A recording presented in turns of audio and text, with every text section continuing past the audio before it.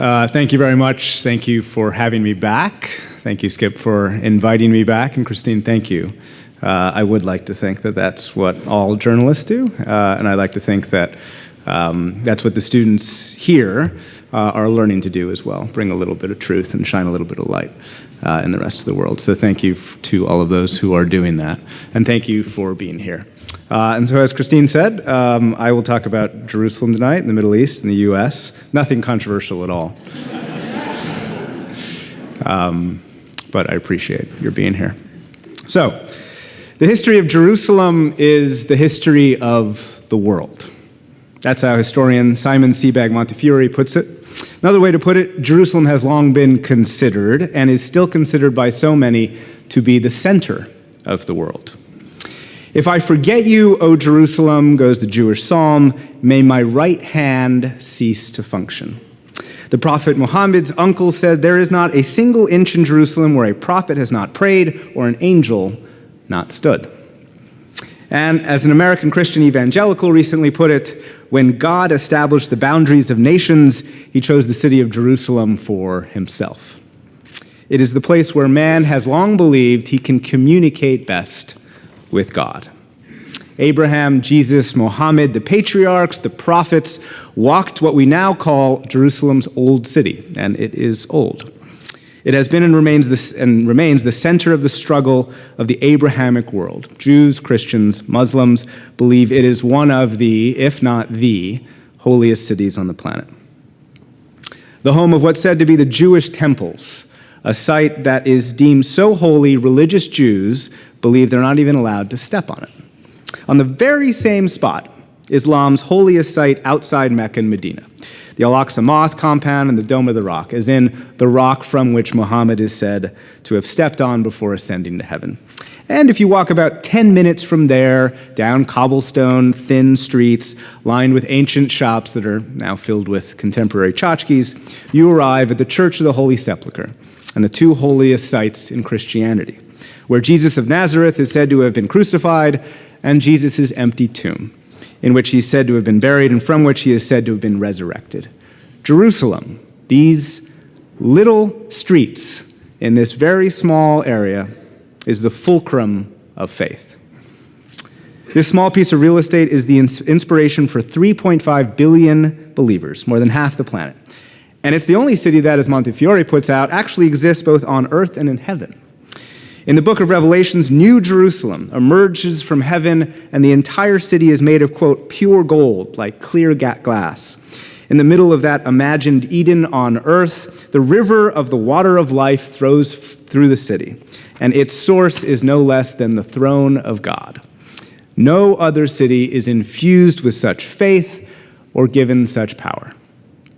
Now, all of this celestial zeal has inspired much more earthbound passions like psychology and politics. For centuries, Jerusalem has been the prize of empires, the North Star of national groups. It's been the symbol of hope of a people who spent more than 2,000 years in exile. A city so desired it was always referred to in Jewish sacred literature in the feminine. A city so desired it birthed its own syndrome. The Jerusalem syndrome, some of you may know, when an otherwise sane human being visits Jerusalem and is overcome by religious delusion and obsession. A city so desired, it is the rallying cry for a people on the losing end of a half-century of military occupation. A city so desired, it hosts perhaps the most intense and emotional conflict on earth. And yet, and there will be a few and yets in this speech. When President Trump recently declared Jerusalem the state of Israel, the capital of the state of Israel, casting aside decades of U.S. policy claiming to be a neutral arbiter to what the region refers to as final status negotiations. When he made that announcement, the region did not erupt. I mean, the religious radicals talked about responding, but even they made no effort to rally protesters. Why? Well, the region has gone through what many fans of early 90s music might call losing my religion. All of that history and zealotry and ideation has been replaced by small concerns, normal concerns, pocketbook issues, local politics. And I would argue that has combined with local exhaustion to produce only localized protests but no regional flare-ups. But I would argue this. Do not be distracted by either the version of Jerusalem as source of incendiary passion, nor by the version of the city whose dominance has dwindled. Do not be distracted by the figurative shiny objects that fly at us every day. The tweets, the nuclear buttons, apparently last week the strippers. Look at the world more strategically. And there are bigger things beginning to happen, and Jerusalem is part of that. The Jerusalem decision could undercut the administration's own efforts to confront Iran. The decision could reduce the chances of peace in the Middle East. And the Jerusalem decision could erode historic alliances built over the last century of World War and Cold War and unprecedented prosperity. The Jerusalem decision, in other words, challenges the very strategy the United States claims to be pursuing. Now, we'll get to all of that, but first, just a little history, and I will, of course, do the history without any controversy and hopefully with some haste. So we'll see if I succeed. So, the original 1947 United Nations plan called for Jerusalem to be controlled by an international force, neither by Israel nor by Arabs. Then came the Arab-Israeli War, and from the end of that war in 1948, Jerusalem was split between Israel, which controlled the west, and Jordan, which controlled the east. That was the case until 1967, when Israel won a war and occupied and eventually annexed East Jerusalem, including the Old City. That annexing has never been recognized, including by the United States. By the 70s and 80s, many Palestinians began to embrace the, quote, two-state solution. Israel and Palestine, next to each other, with Israel having a capital of West Jerusalem and Palestine the capital in East Jerusalem. Now, for decades, the U.S. administration believed the city's status should be decided by peace talks, and that moving the U.S. embassy from Tel Aviv to Jerusalem would be taking sides. Now, we are where we are tonight, so I have to mention candidate Bill Clinton promised to move the embassy, although he never followed through. So in 1995, Congress passed a bill, and Clinton signed into law, requiring the president to move the embassy to Jerusalem. But there was an escape clause. The law said the president could delay the embassy move for 6 months if the delay was, quote, necessary to protect the national security interests of the United States. And that is exactly what Bill Clinton, George Bush, Barack Obama, and yes, Donald Trump have done, according to my math, 46 times. Sign a waiver every 6 months to delay the embassy move. They were trying to ensure that Jerusalem's fate would be decided not by American lawmakers who answer to a powerful Israeli lobby in Washington, but instead Israeli and Palestinian negotiators who answer to their own people. That was, of course, until last month, when we all noticed President Trump once again signed the waiver, but declared Jerusalem the capital of Israel. The president then tweeted that he had taken the issue of Jerusalem off the table, which is sort of like saying to one poker player, I've taken your chips off the table, but I still want the other guy's chips to be the one that we bet with. And this week, Vice President Mike Pence declared the embassy would move to Jerusalem by the end of 2019. So that's all the history, not controversial at all, right? So let's go through the immediate, kind of more tactical, if you will, consequences first, and then we can look at the strategic implications. Now, some experts warned that the Jerusalem decision would set off huge regional protest, a third Palestinian intifada or uprising. There were some demonstrations, and Israeli forces killed a few protesters, so I'm not trying to minimize that, but the warnings about chaos proved overblown. So there are three main reasons, and I think it's really important to understand why we didn't see even more violence after the decision. One, political exhaustion. Two, all politics are local. And three, the fact the U.S. supports Israel is neither a surprise nor a headline. So let's go through those. One, political exhaustion. First, among Palestinians. They have been dispirited for a long time. Many have largely given up hope in Israeli or American willingness to conduct a legitimate peace process. And they've long been dispirited in their own leadership as well. Palestinian President Mahmoud Abbas is in the 13th year of a 5-year term. Most Palestinians consider him and his deputies either old or out of touch or ineffectual or all three. The Jerusalem decision was, of course, aggravating for many young Palestinians, both in East Jerusalem and the West Bank and Gaza.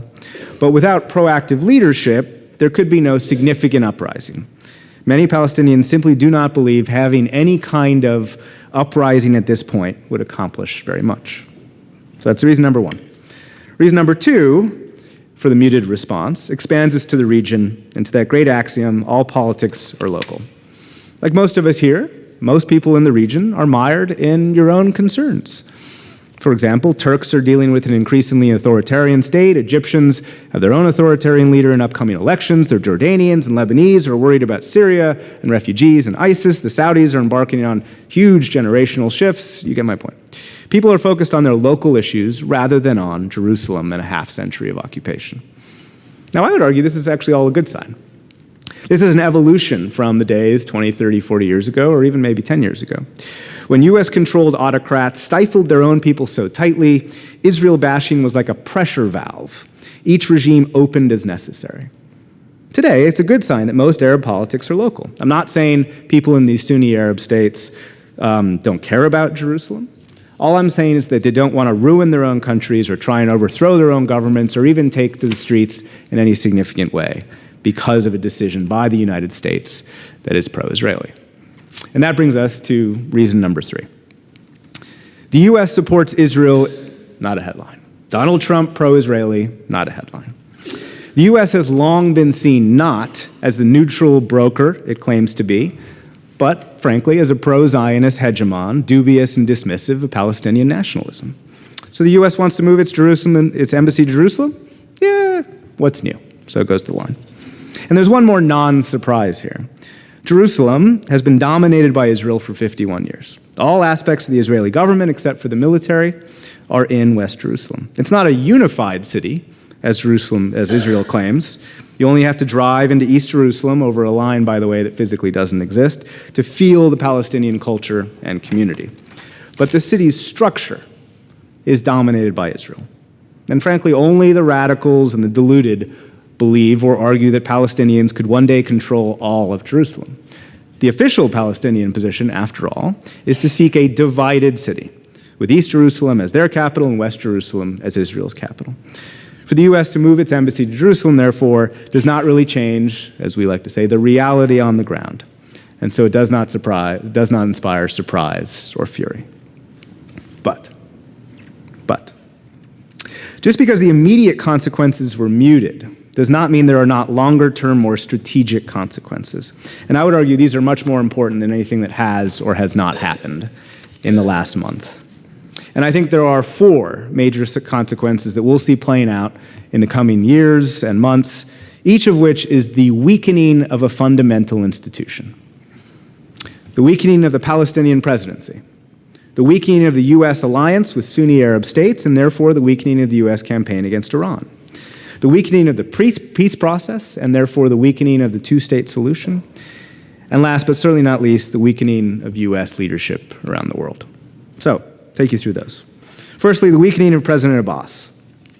For those of you who've been watching this story, you know that President Abbas pretty much lost it the other week. This is an 82-year-old man who is generally considered very diplomatic. But a few Sundays ago, he gave a speech, frankly, that was a little rambling. He talked for 2 hours. He blamed Oliver Cromwell. He blamed Napoleon, blamed Winston Churchill. He used anti-Semitic lines. He questioned Jews' connection to Israel, cursed President Trump, saying, "May your house fall into ruin." Cursed Arab leaders, saying, "If they really want to help the Palestinian people, support us and give us a real hand. If not, they can all go to hell." Some of this is necessary domestic politics. But Abbas was once considered a statesman, a reformer who could bridge the West with the Palestinian people and maybe, just maybe, bring peace. Today, he's seen as a bit of a tyrant domestically, scared of his political rivals, hostile to both the U.S. and Israel. If nothing else, the Jerusalem decision almost obliged him into a vicious response and may weaken him in ongoing talks with rival and, of course, much more militant Hamas. But here's the thing. He is an absolutely necessary partner for not only peace, but stabilization, and the Israeli government would admit that. He has personally ensured the continuing relationship between Israeli and Palestinian security forces. He is still today the only Palestinian leader the U.S. and Israel consider a relevant negotiator. And the Jerusalem announcement and Abbas's response to it have isolated him, and therefore strengthened his political opponents, many of whom do not support peace efforts and do not support coordination with Israel. And that means it will be much harder for him to work with the U.S. on any peace deal. That's number one. Number 2, the Jerusalem decision undermines and weakens the very partners whom this administration calls its allies, Saudi Arabia and the rest of the Sunni Arab world. There's long been a divide between these Sunni governments and their populations. Governments are pro-US, but their people criticize US support for Israel. Therefore, the less these governments are seen supporting the US and seen supporting Israel, the less they have to worry about internal strife. But the Jerusalem announcement made these governments feel obliged to criticize US policy. So at the exact moment the US is trying to present a united front against Iran with these Sunni Arab allies, the US forces these allies to distance themselves from the US. It is inconceivable that if your Middle East strategy is to confront Iran by consolidating alliances with Sunni Arab states, you would make a decision that would anyway weaken that consolidation. Thirdly, that maligned mirage known as the peace process. There hasn't really been a peace process for about 5 years, but just indulge me for 1 minute. Why would the Palestinians endorse negotiations brokered by an administration that took Jerusalem off the table before negotiations began? How could negotiations be neutral if the arbiter preceded talks by unabashedly favoring one side? How could negotiations even begin when their conclusion, the fate of a city so important that it exists both on earth and in heaven, has already been decided? You may say, well, the talks were already dead. As one former negotiator recently wrote, you could invite Moses, Jesus, and Muhammad back, and even they couldn't figure this out. Okay, fine. So it made an already steep hill a snowy mountain. It killed an already dead horse. Fair enough. But there's one more point here. This may encourage both sides to once and for all embrace a one-state solution, abandon the two-state solution. And if that's the case, most people believe there really is no hope in Mudville. A right-wing Israeli government dreams of annexing the Palestinian West Bank and declaring everything from the sea to the river, from the Mediterranean Sea to the Jordan River, the land of Israel. That does not include full rights for Palestinian citizens. That leads to a country with first-class and second-class citizens. Palestinians, of course, would never accept that, meaning that this is making the status quo more difficult to change, which is probably okay for most Israelis. But as one left-leaning Israeli commentator put it, the Jerusalem embassy decision destroyed hope on both sides. It gives right-wing nationalists the stage and the sense they're right. They're rewarded for not listening to the Palestinians, for not sharing this holy ground.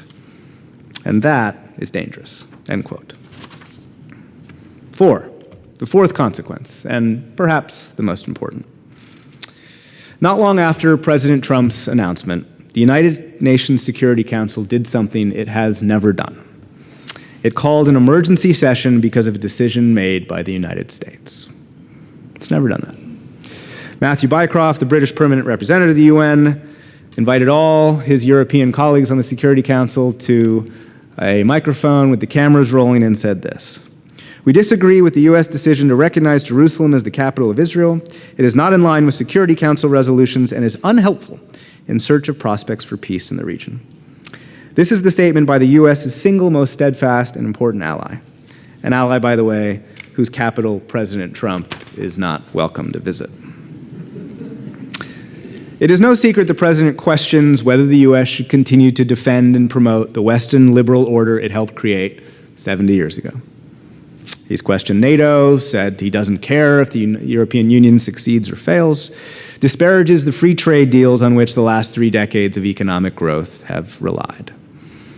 His decisions have alienated U.S. allies, pulling out of the Trans-Pacific Partnership, removing the U.S. from the Paris Climate Accord, speaking ill of allies like Germany, speaking well of authoritarians like Russia. And the Jerusalem decision, taken despite every ally's opposition, further separates the U.S. from its allies and further diminishes U.S. global leadership, providing a great opportunity for Russia and China. Now, that is the conventional wisdom. Let me suggest one other point. President Trump gets a little bit of a bum rap for this, because the diminution of the United States global leader status did not start under President Trump. Especially in the Middle East, it began under President Obama. Obama warned Syrian President Bashar al-Assad, as we all remember now, not to use chemical weapons, but refused to enforce that red line after Assad launched chemical attacks on his own people. And the reason this was so important is that the Sunni Arab states looked around and said, oh no, we can no longer trust U.S. leadership. Into that lack of trust created a vacuum. And into that vacuum, people like Qatar and Turkey and the Muslim Brotherhood came in. Now, today, the Trump administration is trying to fill the vacuum back in by going all in with Saudi Arabia, going all in with Israel against Iran, hoping in a kind of Saudi-Israeli partnership can solidify around this antipathy toward Iran. But I would argue the die is cast. The world no longer falls in line with the United States. At the UN, the U.S. threatened to take names of countries voting against the Jerusalem decision. The threat turned out to be empty and self-defeating. 128-9, not for the U.S., with 35 abstentions. It was, as one critic put it, a humiliating rout. European allies voted against the United States. Even Eastern European countries who see Washington as the only bulwark against an aggressive Russia did not vote with the U.S. They abstained. Never before has the UN rebuked its host so flagrantly. Today, European allies question the U.S. not only on policies where they disagree, including Jerusalem, but also on issues where they ostensibly agree, confronting North Korea. A former French ambassador and top EU aide put it this way: we have a hard time understanding what Washington really wants. Now, you may say, perhaps rightly, so all of this is hyperbole.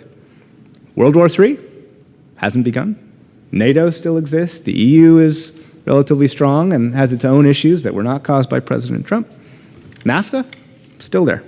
Human rights abusers around the world are still sanctioned by the U.S. government, despite the administration's, frankly, admitted apathy toward human rights. And the U.S. National Security U.S.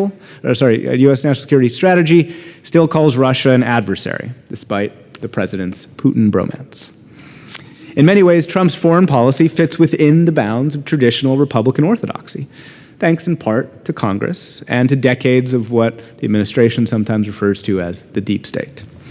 Frankly, bipartisan foreign policy consensus. But the fissures and the failings in the international system that existed long before 2016 are widening. The U.S.'s adversaries are either just as strong as they have been or are getting stronger. And many U.S. allies are confused. There are a few who are closer to the U.S. today than they were before, perhaps Japan, definitely Saudi Arabia, and the most obvious one, Israel. From the White House's perspective, that is just fine. Because if you view foreign policy through the lens of domestic support, Israel is now a wedge issue. It's now a winning issue. According to a recent Pew poll, 79% of Republicans sympathize more with Israel than with the Palestinians. Only 27% of Democrats sympathize more with Israel than with Palestinians. That is a wider gap than at any point since the late 70s. Being pro-Israeli is good partisan politics. There's one more thing to say about the Jerusalem decision. It may not be the art of the deal, it may be the art of the giveaway. Jerusalem may be the single most important final status issue between Israel and the Palestinians, and for the U.S. to unilaterally declare Jerusalem the capital of Israel rather than extract concessions from Israel in exchange for that declaration seems not the best negotiating tactic. But, and this is the last but, after all this sound and fury, perhaps today's version of that is the fire and the fury. The bottom line remains this: the U.S. is the only doctor capable of shocking the flatlined peace process. The U.S. helps fund the Israeli military and the Palestinian security services. The U.S. is the only one with the history, the money, the diplomatic heft, perhaps the only one that really cares enough about the conflict to remain interested. So guess what? Despite all of the strategic problems I've mentioned, it is still up to President Trump to close what he's called the ultimate deal. In other words, no matter how angry the Palestinians are, no matter how frustrated the Europeans are, none of them can tell Donald Trump, you're fired. And that means, just as the history of Jerusalem is the history of the world, the future of Jerusalem, the future of the world will, for the moment, still be written in part by President Trump and by the United States. Thanks very much.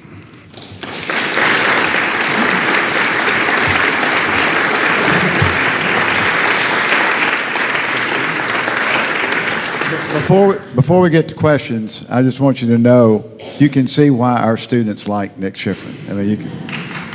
Okay. Questions? Got one right over here. Raise your hand and we'll get the microphone to you. We've discussed, and all of us have read about everyone's response except perhaps analyzing Israel's response to this.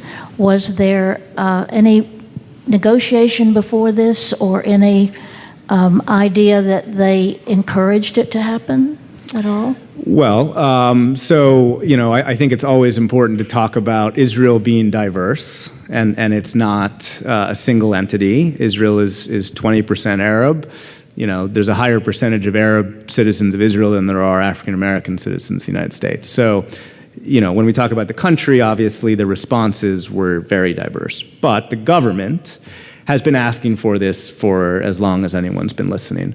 Since '67, the rhetoric in Israel has been that Jerusalem is unified, that Jerusalem is their historic home, their present capital, and their future capital. And no one can ever change that. And it's about time the U.S. finally recognized that. And so I think that's certainly the response that the government has had. And like I said, it is a right-wing government. And the Prime Minister, Benjamin Netanyahu, has certainly been very grateful to President Trump and Vice President Pence. And I will say this, that, like I said, it's not a huge surprise that the United States might make a pro-Israeli decision.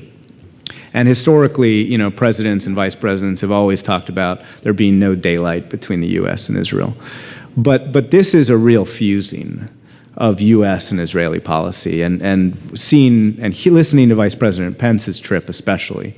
Very religious man, talks about the Bible, talks about the Old Testament, talks about Jerusalem being Jewish in a religious way.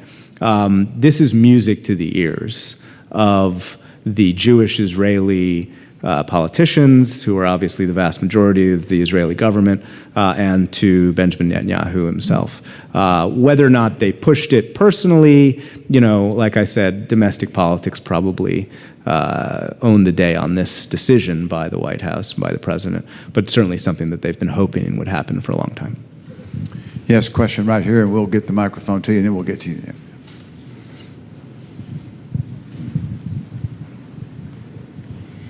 So is it your supposition then that China nor Russia, either one, would be interested in stepping in and embracing the opportunity for influence?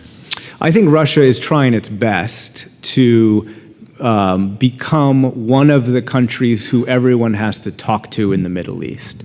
But Russia cannot afford, what was it, a $40 billion over a 10-year package to Israel. Russian GDP is less than Portugal's. So let's be real about Russian power.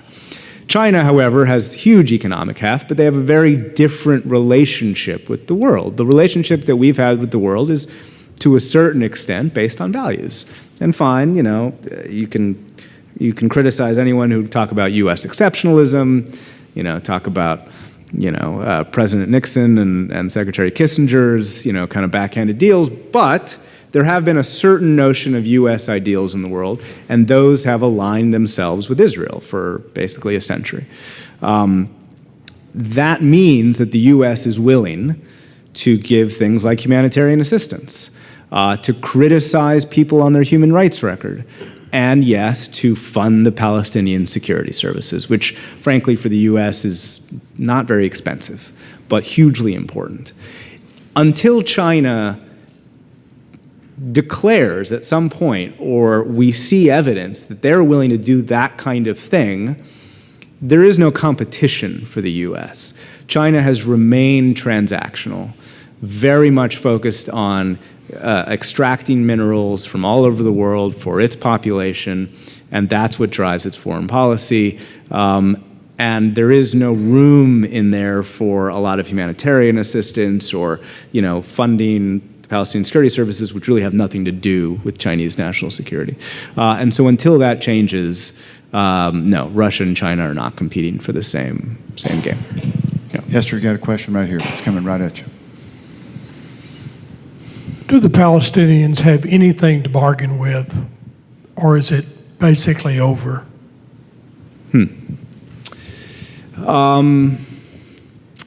I suppose I would,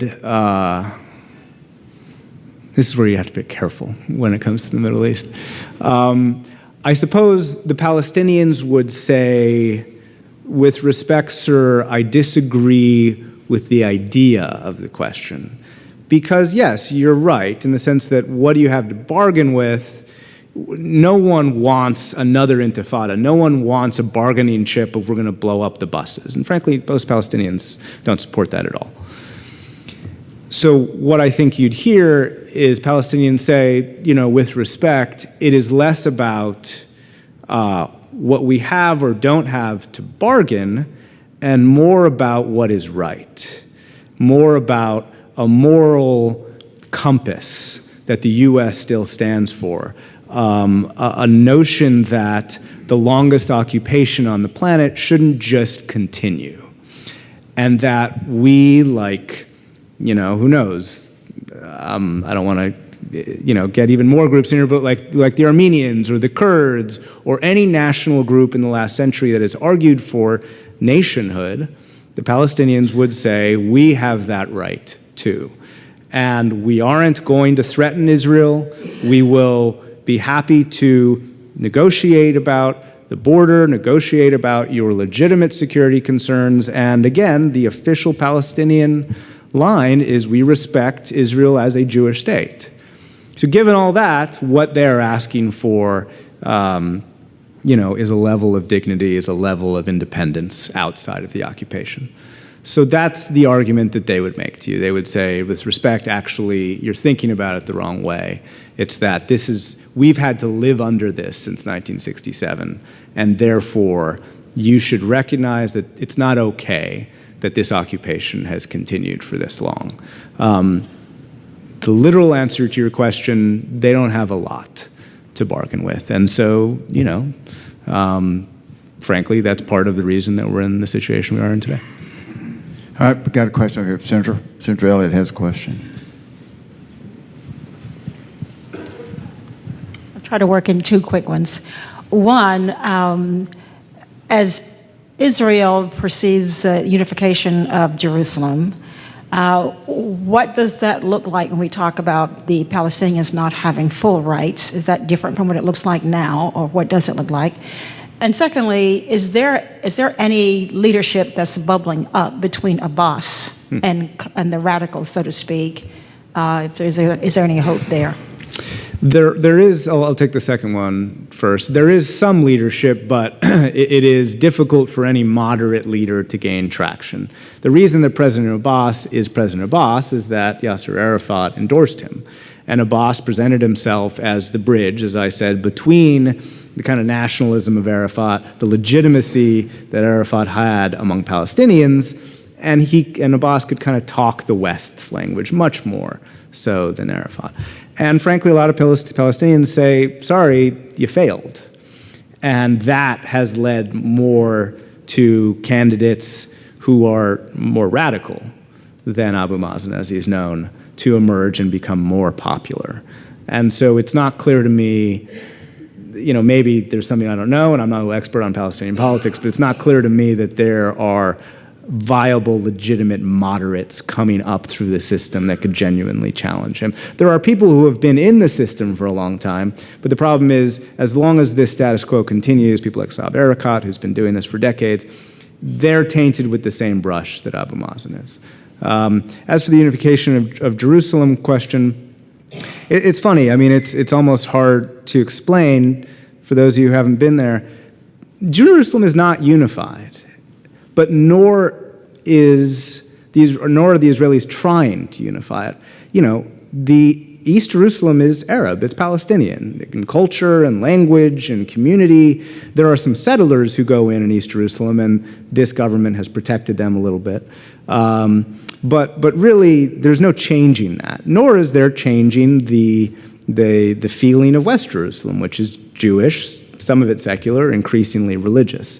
And so this announcement actually won't change that. It won't change, it won't mean that Israel tries to get rid of Arabs from Jerusalem. That's impossible.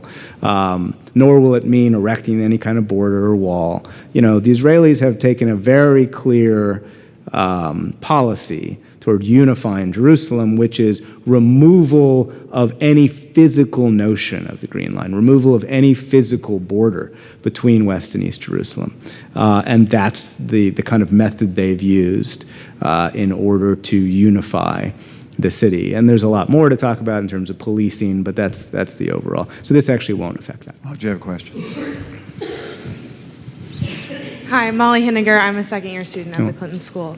So you talked about how past presidents had kicked the can of Jerusalem down the road, and Trump even kicked it a couple times. Why did he make this declaration now, and what will he do moving forward, if anything? Good questions. It's not clear why now, other than what I said about domestic politics. He made a campaign promise, and unlike Bill Clinton, he kept it. It's not saying anything about Clinton. It's just, that's kind of how they see it. And they believe that it's good politics, and Israel has, to kind of frankly, to Israel's shock, has emerged as a wedge issue. And I don't think that, I think Israel realizes that doesn't benefit anyone. Why now? I don't know. It's not clear, from what his aide said, he didn't want to sign the paper. It was getting to the next deadline, and we all need deadlines, and I guess that's what pushed him now. Frankly, there was some ambiguity. President Trump's speech was relatively careful. He didn't talk about a unified Jerusalem. He didn't talk about moving the embassy into East Jerusalem and calling that Jewish or something like that. He just said Israel is the capital of Jerusalem. We'll move the embassy, and I'm not saying anything about anything else. The problem was the tweet. The problem was taking Jerusalem off the table. Again, goes to the very end of the negotiation, removes that, and then, like I said, it questions whether the U.S. can ever be seen as neutral. But there was some ambiguity there until Vice President Pence spoke this week, and there is no more ambiguity. So, assuming that Vice President Pence knows the schedule, you're going to see, either the U.S. consulate get a sign on it, says the U.S. Embassy by the end of next year, or you'll see there's another building that the U.S. has, and they'll just declare that the embassy. Yes, ma'am, you had a question back here. Yeah, wait, the microphone's going to come at you. Thank you. Have the Jewish Israeli diplomats and politicians have they anticipated what it might do to the majority-minority mix if they end up with a one-state solution or unified Jerusalem? And what kinds of things are they doing in anticipation of that possibility? So this is a good question, and maybe I should have gone into this more. So the one-state solution has always been seen, and again, the one-state solution, it's a name only out of a product of having a two-state solution, and therefore we just need another name, right? But this is an idea that, theoretically has always existed, which is, okay, well, Israel annexes the West Bank, everyone acknowledges it, and everybody gets full rights, and we'll see what happens. And the historic antipathy to that among Jewish Israelis is that the Muslim birth rate is higher than the Jewish birth rate. And frankly, actually, that's changed a little bit. There's a lot of tax breaks to the ultra-religious who are having 7, 8, 9 kids. I'm talking about the Jewish ultra-religious. And so they are having even more kids, and so the birth rate's actually relatively even.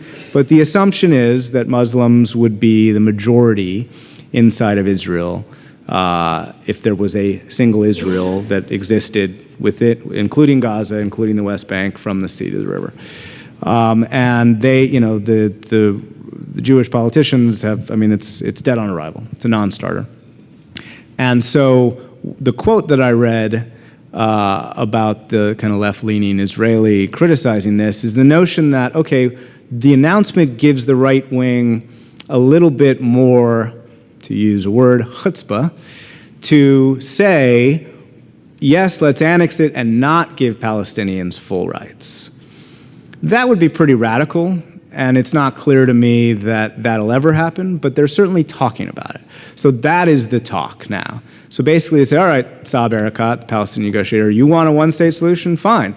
It's all ours, and you don't get full rights. And of course, that's not anything the Palestinians would ever agree to, and so therefore that's why I would argue that reduces the chances of changing the status quo. So there's mostly rhetoric about that, no moves necessarily to start that process down. But, you know, I mean, as we saw with East Jerusalem, Israel can annex anything. Russia annexed Crimea, and they just had a party in the Duma. Israel could do it. Nobody would necessarily recognize it. But it's not clear to me that they're willing to do it right now. I have a question right at the back here. Thank you very much. This was a great speech. I have a question about the position of the U.S. media. I am from Turkey, and I have grown up with always listening the Palestinian side of the story. And I came to the United States, and I realized that here we mostly hear the Israeli side of the story. How objective is the media when it comes to framing the Israeli-Palestinian news? I think that any journalist would say that they're objective, or they try and be objective. But, you know, we're not robots, right? And we grew up certain ways, and we grew up surrounded by certain people, and we grew up reading certain books and magazines. And so, you know, people in America generally are going to reflect a relatively pro-Israeli side. And if you go to London, as you know, or Paris or Germany, and you read the newspaper, you're not going to get the same sentiment, even though these are both legitimate newspapers, you know, being written by and edited by people who believe that they are neutral. So I think that, yes, what you identify is real, that in America you tend to see or read or hear a little bit more from the Israeli perspective, and the Israeli lobby has done a good job. And in Europe, you know, that lobby isn't as strong, and therefore you hear it from the Palestinian objective a little bit more. I will provide this anecdote about people, Westerners, Europeans, reporters from South Asia, from all over the place. There is a saying when you get to Jerusalem, usually. And the saying goes something like this. Okay, you'll be here for 3 years. This is how it'll go. The first year, you'll hate the Israelis. The second year, you hate the Palestinians. The third year, you hate them both, and you say, you guys deserve each other. So take from that what you will. Question right over here. Thank you very much. Thank you very much for beautifully overviewing the past, the present, and perhaps the future of this hot button issue for the world. From the point of view of religious perspective, political, and perhaps economics perspective. But my question to you is this: you are a scholar, perhaps a believer, I don't know, but the question that I have for you is this: what is the just and fair solution for this problem? Okay, Henry Kissinger.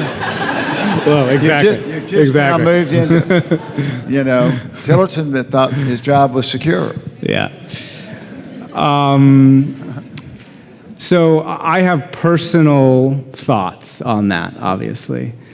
But as you know, as Christine in her introduction reminded me and reminds all journalism, those don't matter. And I know this is a cop-out, but let me just suggest why that doesn't matter. It doesn't matter because I would like to be read or watched or listened to by everyone when reporting from Gaza or Jerusalem or Tel Aviv or Ramallah and thought, okay, I learned something. I learned something about the Israeli mother's fears of a rocket from Gaza. I learned something about the Palestinian father in Gaza who buried his son, his 6-year-old son, who died from an Israeli strike. I learned something about the Palestinian rock thrower in the West Bank, and I learned something about the American Jewish immigrant to Israel living in a settlement in the middle of the West Bank, surrounded by Israeli soldiers, who would rather not be there, and rather would not he be there either. There's a lot of people in the world who are more qualified to me to describe the just solution. I would like to think that people who consume my journalism will think that I brought a little bit of empathy and understanding to anyone you meet, so that you can understand and empathize a little bit more. And as I said to you, certainly the Palestinian argument would be, with all due respect to your talk of strategic consequences and tactics and all this, Israel is no longer the David, it is the Goliath, and we are the David, and we would like the world to support our cause. That's certainly the Palestinian perspective. From the Israeli side, they will say, fine, but we have real security concerns, and there is no guarantee that an independent Palestinian state will keep us safe. I'm distilling this very simply. And so I am not trying to escape your question, but I do genuinely believe that what I think is just is irrelevant in a public forum. Instead, what I would hope is that people would watch, for example, my coverage from Gaza during 2014 and my coverage from the Israeli side from 2014, and they can say I'm pro-Israeli, which I was accused of, pro-Palestinian, which I was accused of, whatever, but at least the consumers of my product, if you will, can understand both sides and can understand the perspectives of both sides. So I'm sorry to not answer, but that's my answer. Well, Rex keeps his job. Okay. All right. Now, do you have a question right here? Yeah. And then we'll have time for one more question. Hi, I'm Yala. I'm a first-year Clinton School student. Thank you so much for talking about this. I guess my question is, so we know Trump's politics, or we don't. I'm confused every day. But I've noticed, even in my short time in the US, that it's becoming increasingly unpopular to support Israel, especially among young people. It might not have an influence on Trump, but do you think that this change does influence the Israel lobby in Washington? So this is really interesting. So the numbers I stated, right, more than 70% of Republicans see the Israeli side, or at least identify more, I think is the question, with the Israelis than with the Palestinians, and only 27% of Democrats. And I think that the Israeli lobby, as I referred to and you mentioned, are genuinely concerned about this. They never wanted this to be partisan. Benjamin Netanyahu's critics would argue that the reason it is so partisan was the prime minister's moves against the Iran deal, coming to the U.S., despite not having a presidential invitation, let alone coordination, and speaking to a packed House and Senate, who couldn't raise themselves out of their seats fast enough. So that, I think, for a lot of people, widened the wedge, if you will. And so that extends generationally. And what has happened, apparently, so some of the people in the more moderate Israeli lobby, like a group called J Street, which sees itself as a liberal or relatively moderate lobbying firm, is that they say the Gaza war was a bit of a turning point.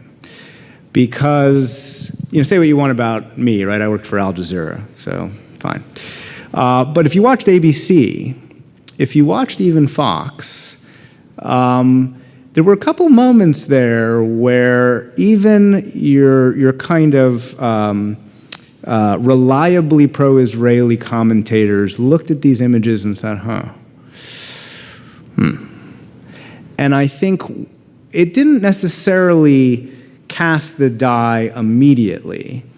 And, you know, the pro-Israeli sentiment in America, despite, you know, your experience and probably a young liberal bubble, sorry, forgive me, you know, despite that, is still, America's still pro-Israeli.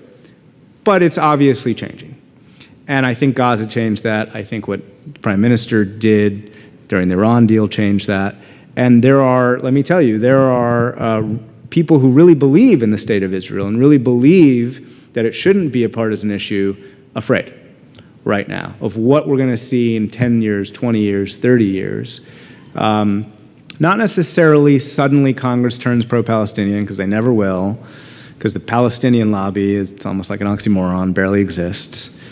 And that means that president, presumably he or she in 10 or 20 years won't necessarily just throw out all these decades of experience. But if you get enough younger people emerging into their middle age and siding with that, what is now a democratic notion of seeing the Palestinian side, Israel realizes that there are real consequences to that because they need the United States, you know, and they are worried about that. So it's not happening yet, but there are people who are concerned that it has begun. Okay, for those with questions to still want to ask, please come up and visit with Nick after the program. Let's give Nick Schifrin a great round of applause.